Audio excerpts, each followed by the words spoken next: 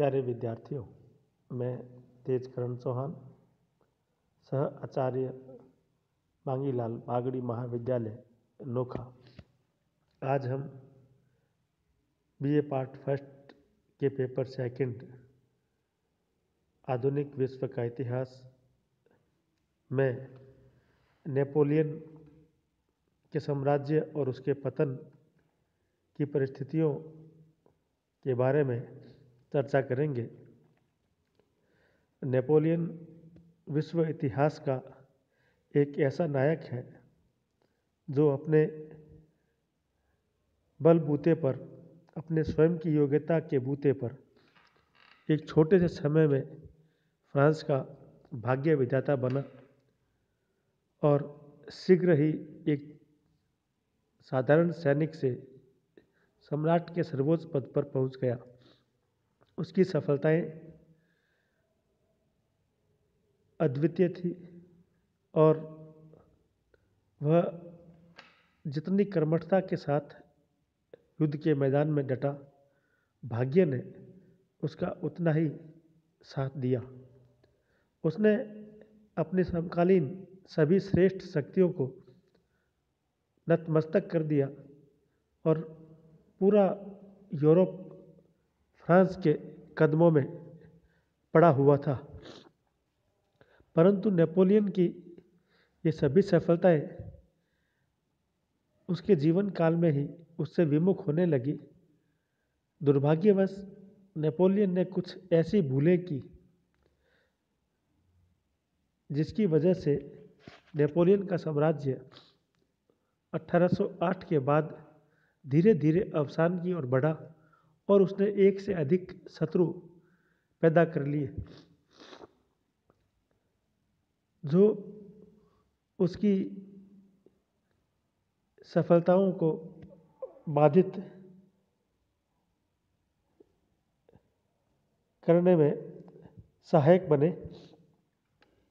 1808 में नेपोलियन ने पुर्तगाल पर आक्रमण किया और पुर्तगाल पर उसका आक्रमण किया जाना ब्रिटेन और फ्रांस के मध्य आर्थिक और राजनीतिक मतभेदों की परिणति था। चूँकि पुर्तगाल और ब्रिटेन के मध्य व्यापारिक और राजनीतिक संबंध काफ़ी गहरे थे, पुर्तगाल ने नेपोलियन की महाद्वीपीय व्यवस्था को लागू करने से इनकार कर दिया था। वास्तव में हम देखें तो नेपोलियन की यह महाद्वीपीय व्यवस्था, जो उसकी अत्यंत महत्वाकांक्षी योजनाओं में से एक थी, वही उसके पतन की शुरुआत बना। नेपोलियन ने स्पेन के साथ मिलकर पुर्तगाल पर आक्रमण किया क्योंकि पुर्तगाल और ब्रिटेन के संबंध अभी भी यथावत थे। नेपोलियन के निकाले गए आज्ञप्तियों के खिलाफ पुर्तगाल ने ब्रिटेन के साथ अपने संबंधों को समाप्त नहीं किया। स्पेन और नेपोलियन की सेना ने पुर्तगाल पर आक्रमण किया और 1807 ईस्वी में उन्होंने पुर्तगाल की राजधानी लिस्बन पर अधिकार कर लिया। यद्यपि उसके अधिकार करने के पश्चात पुर्तगाल का शाही वंश ब्रगेंजा अपने परिवार के साथ ब्राज़ील की ओर भाग गया। पुर्तगाल पर अधिकार करने के बाद नेपोलियन ने स्पेन पर अधिकार करने की योजना बनाई और स्पेन पर अधिकार करने या स्पेन पर आक्रमण किया जाना नेपोलियन के पतन का दूसरा महत्वपूर्ण कारण था। स्पेन का अभियान नेपोलियन का ऐसा फोड़ा बन गया जो कभी ठीक नहीं हो पाया और जीवन भर रिश्ता रहा।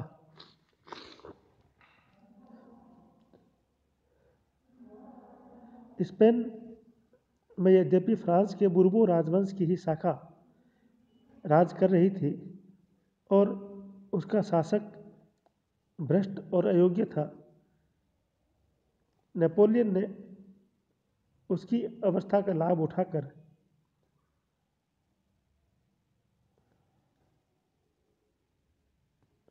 अपने भाई जोसेफ बोनापार्ट को गद्दी पर बिठा दिया। जोसेफ बोनापार्ट को गद्दी पर बिठाना स्पेन की राष्ट्रीय भावनाओं के उभार का एक प्रमुख कारण बन गया। नेपोलियन की इन गतिविधियों से स्पेनिश जनता रुष्ट हो गई। उनमें राष्ट्रीय भावना जाग गई और वे नेपोलियन को एक विदेशी शासक के रूप में देखने लगे। उनकी यह राष्ट्रीय भावना इतनी प्रबल और व्यापक हुई कि वह एक आंदोलन के रूप में परिणित हो गई।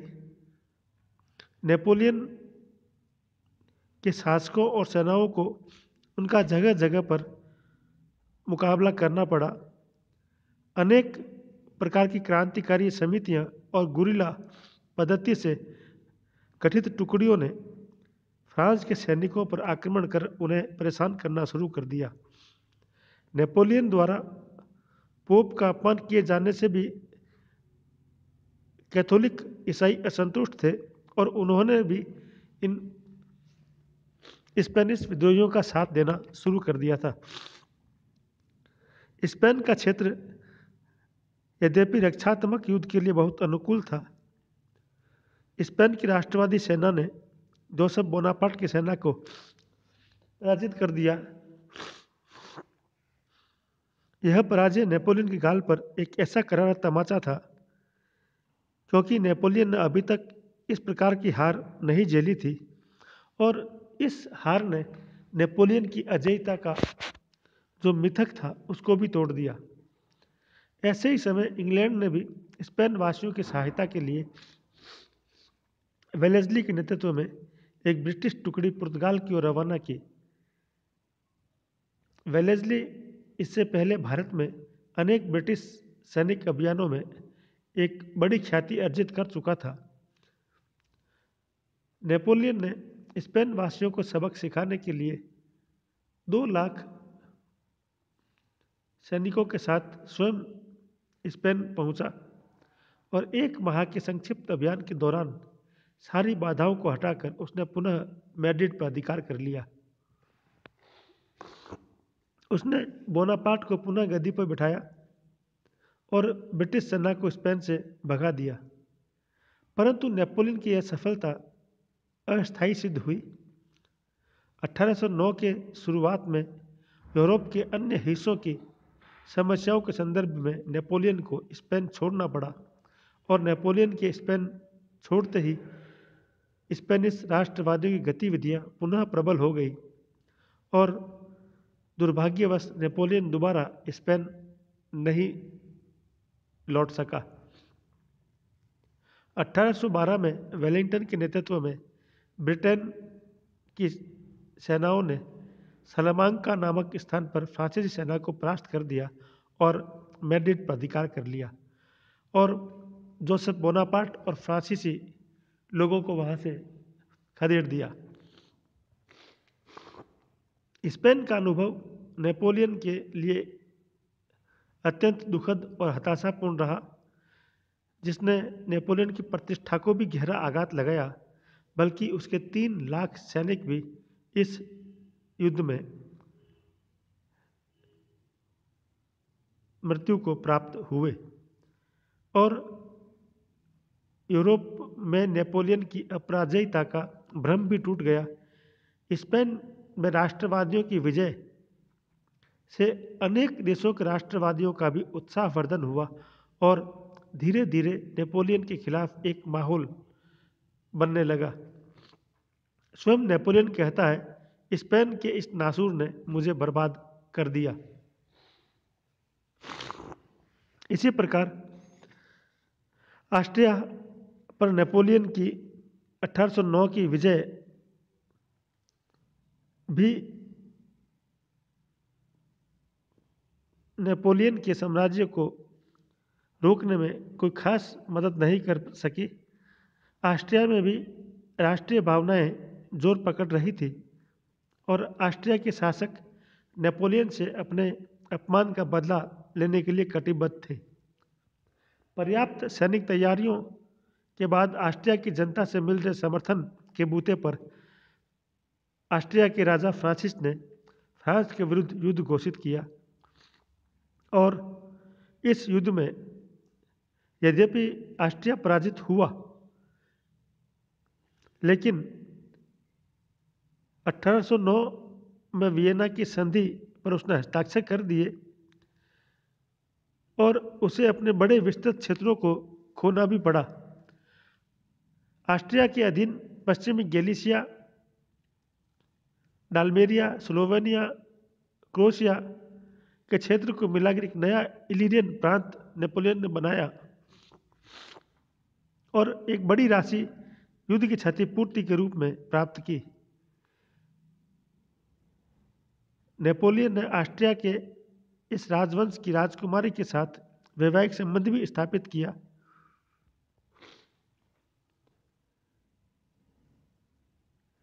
संभवतः उसका मानना था कि उनकी शत्रुता इस वैवाहिक संबंध से मित्रता में बदल जाएगी।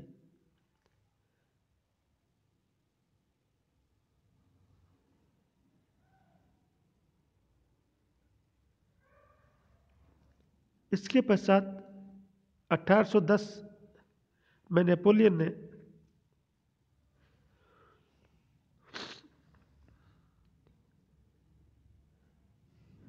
ने अपने साम्राज्य को संगठित करना शुरू किया। नेपोलियन ने अपने साम्राज्य के उत्तर और पूर्व में पर्शिया, ऑस्ट्रिया और रूस तथा डेनमार्क और स्वीडन तक अपने साम्राज्य का प्रसार कर लिया था।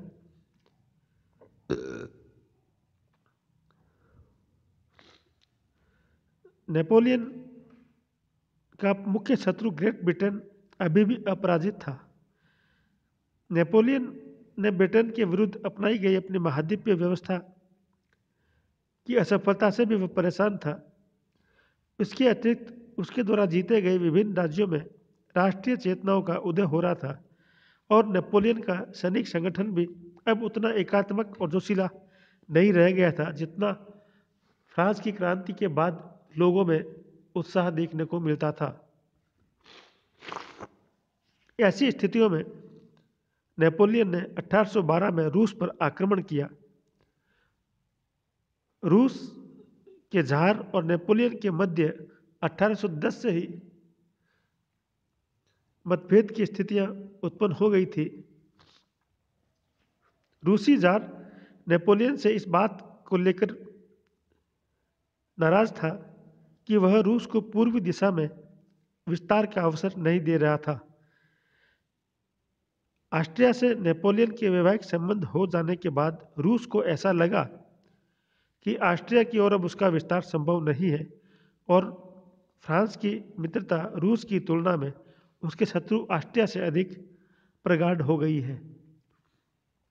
क्योंकि रूस मूलतः एक कृषि प्रधान देश था और महाद्वीपीय व्यवस्था लागू करने से उसे अनेक कठिनाइयां का सामना करना पड़ा, जिसके कारण रूस में भी जन असंतोष पनप रहा था, जिससे परेशान होकर ज़ार ने रूस में महाद्वीपीय व्यवस्था के क्रियान्वयन को शिथिल कर दिया, जिससे नेपोलियन नाराज हो गया और नेपोलियन ने रूस पर आक्रमण कर दिया। रूस पर आक्रमण कर रूस को सबक सिखाने के लिए नेपोलियन ने मित्र राष्ट्रों के सहयोग से एक बड़ी सेना का गठन किया, जिसमें 6 लाख सैनिकों के साथ उसने आक्रमण किया। जून 1812 में नेपोलियन नीमन नदी को पार किया।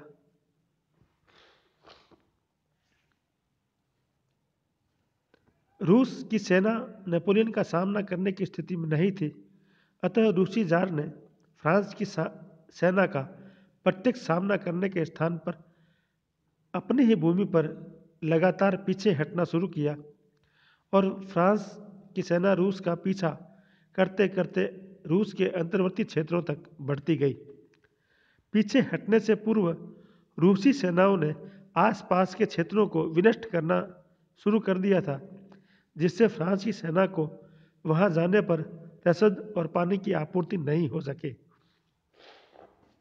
ऐसी स्थिति में नेपोलियन की सेना की विशाल संख्या उसकी शक्ति के स्थान पर उसके लिए बोझ बन गई, क्योंकि सेना के खाने पीने और घोड़ों के लिए रसद पाने की व्यवस्था करना अत्यंत मुश्किल कार्य हो गया था। सेना के प्रयाण के छठे दिन से ही सेना के लिए भोजन की कमी हो गई और खुराक के अभाव में घोड़े मरने लगे। परंतु नेपोलियन शत्रु को परास्त करने की धुन में आगे बढ़ता रहा। अंत में रूस की सेना ने मास्को जाने वाले रास्ते में बोर्डिनो नामक स्थान पर फ्रांस की सेना का मुकाबला का निर्णय किया, जहां 7 सितंबर 1812 को दोनों सेनाओं के बीच घमासान युद्ध हुआ, जिसमें लगभग 40,000 रूसी और 30,000 फ्रांसीसी सैनिक मारे गए थे। यह नेपोलियन की एक संघर्षपूर्ण विजय थी। रूस की सेना पीछे हटती गई और मास्को का रास्ता खुला छोड़ दिया। 14 सितंबर को नेपोलियन ने मास्को पर अधिकार कर लिया, परंतु नेपोलियन ने मास्को शहर को वीरान पाया। जिस रात्रि को नेपोलियन मास्को में प्रवेश हुआ, उसी रात्रि को शहर के विभिन्न हिस्सों में रूसियों द्वारा आग लगा दी गई। खाने पीने की वस्तुओं को नष्ट कर दिया गया, लेकिन नेपोलियन तमाम परेशानियों के बावजूद भी कई हफ्तों तक मास्को में डटा रहा, इस उम्मीद में कि जार उससे शांति समझौते के लिए आएगा, लेकिन ऐसा नहीं हो सका। मास्को में सर्दी बढ़ रही थी। अंत में हताश होकर 22 अक्टूबर को नेपोलियन को अपनी सेना के साथ मास्को से पुनः लौटने का निर्णय लेना पड़ा। मास्को से नेपोलियन की वापसी की यात्रा इतिहास का एक ऐसा भयानक घटनाक्रम है। मास्को से नेपोलियन के लगभग 1 लाख सैनिक वापसी के लिए रवाना हुए। उनमें से मात्र कुछ हजार लोग ही वापस फ्रांस पहुंच सके। मार्ग में एक और बर्फीली ठंड, बर्फीली हवाएं और दूसरी ओर भोजन और वस्त्र की कमी। लौटती हुई फ्रांसीसी सेना पर रूस के गुरिल्ला कोसैक दल के लोग भी छिप छुप कर आक्रमण कर रहे थे। ऐसी स्थितियों में वस्त्रों का अभाव, उफनते हुए नदी नाले, उजड़ी हुई वीरान बस्तियों के मार्ग, भोजन की कमी, कोसैक गुरिल्लाओं का आक्रमण की कठिनाइयों के कारण फ्रांस के सैनिक रास्तों में दम तोड़ते गए। अनेक सैनिक आत्महत्या कर चुके थे। भोजन की इतनी कमी थी कि सैनिक घोड़ों को मारकर उन्हें खा रहे थे। बचे खुचे कुछ हजार सैनिक जब 13 दिसंबर को निमन नदी पर पहुंचे तो उनकी स्थिति बड़ी दयनीय थी। फटे हुए कपड़े और भूख से बेहाल अर्ध विक्षिप्त सैनिक दल। कुछ तो उनमें से बड़ी मुश्किल से चलते हुए अस्पताल पहुंचे, जहां उन्होंने शांति से मरने के लिए कमरों की मांग की। नेपोलियन का रूसी अभियान बड़ा विनाशकारी रहा। उसके 5 लाख से भी अधिक सैनिक इस आक्रमण की भेंट चढ़ गए। हेजन के शब्दों में, इतिहास के वृत्तांतों में इस प्रकार के डरावने दारुण पृष्ठ कुछ ही देखने को मिलेंगे। इसके पश्चात भी नेपोलियन ने अपनी इन भूलों से सबक नहीं लिया और 1813 में फ्रांस के अधीन जर्मन रियासतों के संग में उठती हुई राष्ट्रीय भावनाओं के उदय को कुचलने के लिए नेपोलियन ने जर्मनी पर आक्रमण करने का निश्चय किया। रूसी सेनाओं ने पर्शिया और इन जर्मन राष्ट्रों के मुक्ति आंदोलन को समर्थन प्रदान किया। दिसंबर 1812 में चूंकि नेपोलियन रूस के युद्ध से लौटा ही था, परंतु शीघ्र ही उसने 2 लाख सैनिकों की सेना गठित कर ली और सैक्सनी में प्रवेश कर पर्शिया और रूस की सेनाओं पर आक्रमण कर दिया और उन्हें परास्त कर दिया। ऐसे समय में ऑस्ट्रिया के प्रधानमंत्री मैटरनिख ने नेपोलियन के समक्ष युद्ध विराम का प्रस्ताव रखा, जिसे उसने स्वीकार कर लिया। इसका कारण था नेपोलियन इस अंतराल में फ्रांस और इटली से और अधिक सैनिक टुकड़ियां जुटाना चाह रहा था, परंतु यह अंतराल नेपोलियन के लिए घातक सिद्ध हुआ, क्योंकि इसी दौरान ग्रेट ब्रिटेन ने प्रसा और रूस के साथ मिलकर फ्रांस के विरुद्ध संयुक्त मोर्चा गठन किया। इसके पश्चात ऑस्ट्रिया के प्रधानमंत्री मैटरनिख ने यूरोप में शांति स्थापित करने के उद्देश्य से नेपोलियन के समक्ष शांति समझौते का प्रस्ताव रखा, लेकिन नेपोलियन समझौता नहीं, विजय चाहता था। अतः उसने मैटरनिख की बात को अस्वीकार कर दिया। तब ऑस्ट्रिया भी प्रसा और रूस के साथ फ्रांस के विरुद्ध संयुक्त गठबंधन में शामिल हो गया। 16 से 19 अक्टूबर 1813 में राष्ट्रों का युद्ध शुरू हुआ। लिप्जिग नामक स्थान पर इस राष्ट्रों का युद्ध नामक संघर्ष शुरू हुआ। इस युद्ध में नेपोलियन को ऑस्ट्रिया, रूस और पर्शिया की संयुक्त सेनाओं से सामना करना पड़ा। मित्र राष्ट्रों की सेना में 3 लाख लोग थे, नेपोलियन की सेना में मात्र 20,000। इस युद्ध में नेपोलियन बुरी तरह परास्त हुआ और अपने बचे खुचे सैनिकों के साथ राइन नदी को पार कर भाग गया। राष्ट्रों के इस युद्ध में पराजय के बाद फ्रांस के बाहर नेपोलियन का साम्राज्य ताश के पत्तों के महल की तरह बिखर गया। जर्मन राष्ट्रों के राइन संघ को भंग कर दिया गया।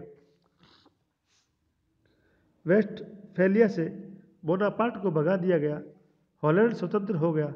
ऑस्ट्रिया ने टिरोल और इलिरियन प्रांतों को पुनः प्राप्त कर लिया और वेनेशिया और स्विट्जरलैंड पर अधिकार कर लिया।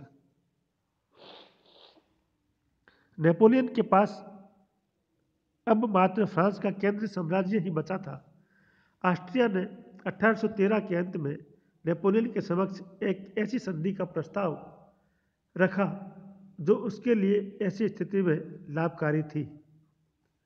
मित्र राष्ट्रों ने फ्रांस की प्राकृतिक सीमाओं के अंतर्गत उसके साम्राज्य की सीमाओं को स्वीकार करने का प्रस्ताव रखा। राइन, आल्प्स और पायरेनीज के अंतर्गत जो क्षेत्र पड़ता था, लेकिन नेपोलियन ने इसे ठुकरा दिया। सैनिक विजयों के अभ्यस्त और सैनिक दर्प के अभिमान में नेपोलियन अभी भी संधि नहीं, विजय की आकांक्षा ही रखता था।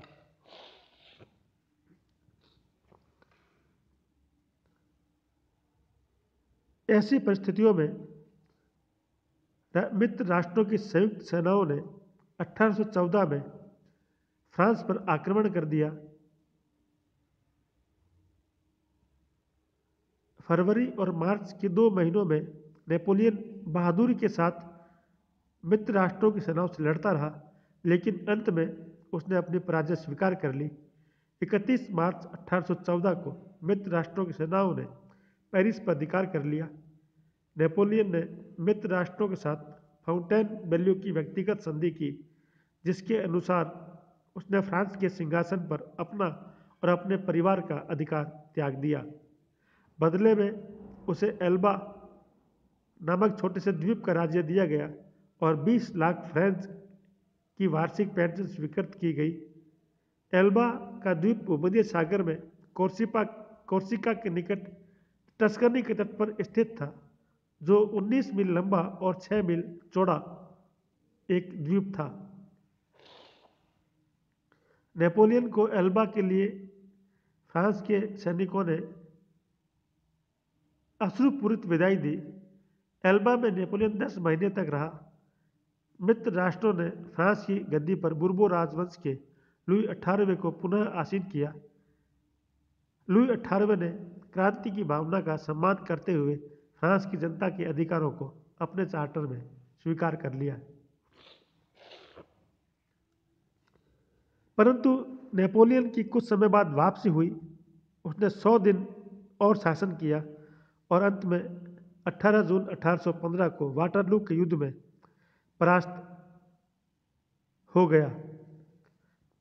चूंकि फ्रांस में अभी भी नेपोलियन के नाम का जादू था, लुई 18वें की गतिविधियों से ऐसा लगने लगा कि वह कुलीन सामंतों और धर्म गुरुओं के विशेष अधिकार उन्हें वापस लौटा सकता है। अतः कृषक वर्ग और मध्यम वर्ग फ्रांस की गद्दी पर बुर्बो राजवंश की वापसी से प्रसन्न नहीं थे। नेपोलियन ने इस स्थिति से लाभ उठाने का निश्चय किया। इस समय मित्र राष्ट्रों के अधिकारी वियना कांग्रेस में यूरोप के बंटवारे को लेकर झगड़ रहे थे। नेपोलियन एल्बा द्वीप से कुछ चुनिंदा सैनिकों के साथ रवाना हुआ और मार्च 1815 में फ्रांस के दक्षिणी तट पर स्थित कैंस नामक स्थान पर उतरा। उसी रात्रि को नेपोलियन ने कैंस से पेरिस की ओर प्रस्थान किया। नेपोलियन के पास सैनिकों की संख्या इतनी कम थी कि उसे आसानी से बंदी बनाया जा सकता था। नेपोलियन ने फ्रांस की सैनिक टुकड़ियों से सहयोग देने के लिए भावनात्मक अपील की और परिणाम स्वरूप एक के बाद एक रेजिमेंट नेपोलियन से जुड़ती गई। कैंट से पेरिस की यात्रा के दौरान नेपोलियन का फ्रांस की जनता, विशेषकर कृषकों ने उत्साह से स्वागत किया। शाही सेना की जो टुकड़ी नेपोलियन की गिरफ्तारी के लिए खड़ी थी, वह भी नेपोलियन के आह्वान पर उसके साथ हो गई और 20 मार्च को नेपोलियन पुनः पेरिस पहुंच गया और टुलेरिस के राजभवन पर अधिकार कर लिया। लुई 18वें वहां से भाग गया और बेल्जियम चला गया और नेपोलियन पुनः फ्रांस का सम्राट बना। नेपोलियन द्वारा सत्ता का अधिग्रहण का समाचार पाकर वियना में एकत्र मित्र राष्ट्रों के प्रतिनिधि हतप्रभ रह गए। उन्होंने पुनः संगठित सेना को भेजा। बेल्जियम में ब्रुसेल्स से 12 मील दक्षिण में अवस्थित वाटरलू के प्रसिद्ध मैदान में नेपोलियन और मित्र राष्ट्रों की सेनाओं के मध्य निर्णायक युद्ध हुआ।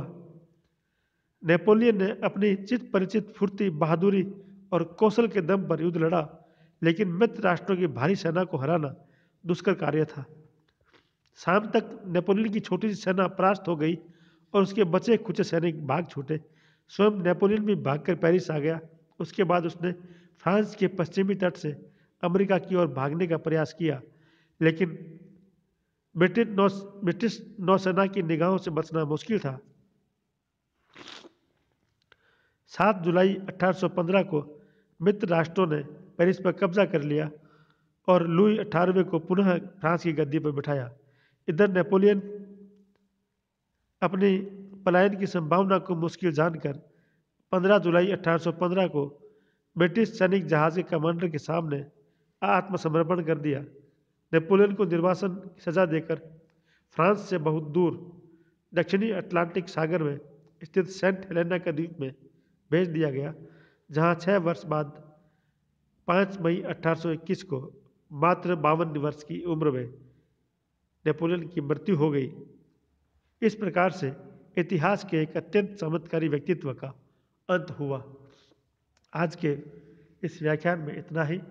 जय हिंद, जय भारत।